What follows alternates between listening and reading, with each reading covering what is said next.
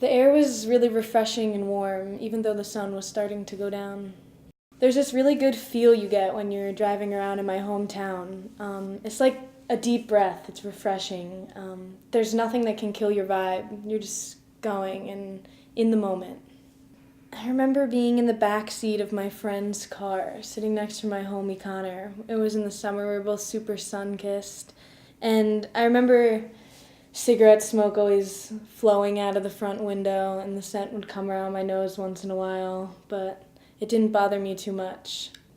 The last time I actually saw Connor was at my friend's house.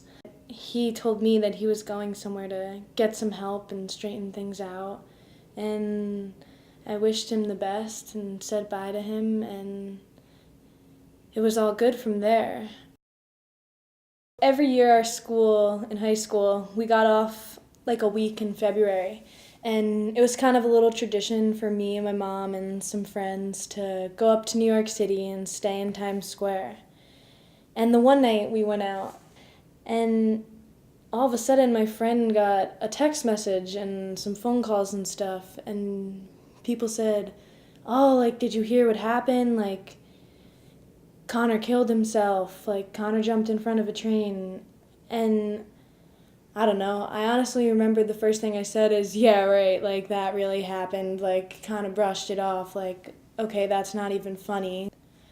I remember it really starting to kick in more, like when I looked at Facebook, which now I don't even know why I did, because it caused a lot of tensions and drama and stuff, like, I don't know. I read into it too much. Like, there was people that weren't really friends with Connor, and people that just, I don't know, trying to get attention and stuff. So there was a lot of emotions going on. I felt angry. I was confused.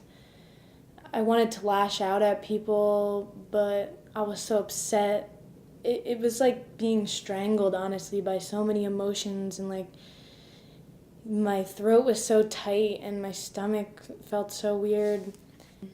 I remember what really like started to calm us all down after we all had our different experiences and ways of starting to grieve. We all just rolled a joint and went into the bathroom together, and that kind of eased our heads. Like, I remember just like my head like pounding so hard and feeling like someone was squeezing it, and I just smoked a little, and it just really relieved my anxiety factor of things. And then from there, we were all just together and silent and kind of looking at each other.